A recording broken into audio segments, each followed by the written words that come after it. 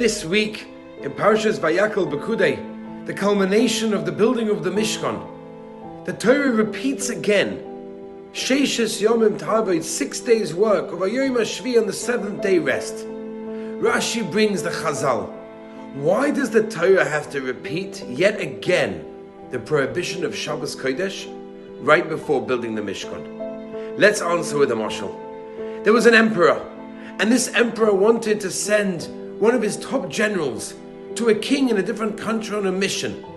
And he sends him, and right before he leaves, the emperor tells his general, listen here, never get involved in a bet. Whatever you do, no bets. And the general said, sure, my dear emperor, I always listen to you. He leaves, and he goes to visit the new king. He goes to a faraway land, and he gets to the king. And he walks into the king, and the king immediately says, oh my gosh, why would the emperor send a hunchback man? And he says, me, a hunchback? I'm not a hunchback. The king says, clearly you are. Everyone here sees it. And he argues backwards and forwards. And the king says, listen, I'll make you a bet. $1 million cash. Take off your shirt and show everyone that you're not a hunchback. So the guy's about to do it. He says, this is quick cash. And then he says, hold on a minute, no.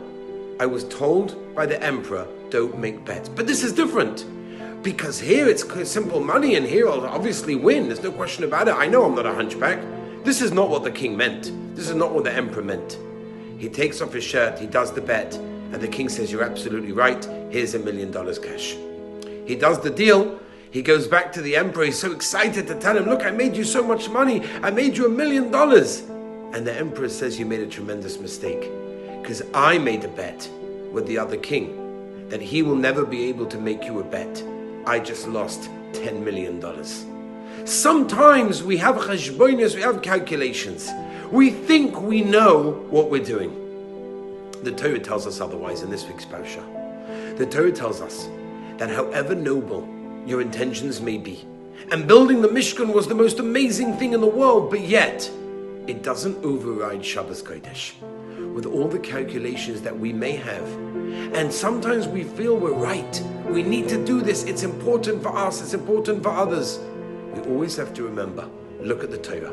The Torah gives us instructions for life, and therefore the Torah repeats the instruction of Shabbos Kodesh right before the Mishkan. So you should never make the mistake and think that possibly building the Mishkan overrides Shabbos Kodesh.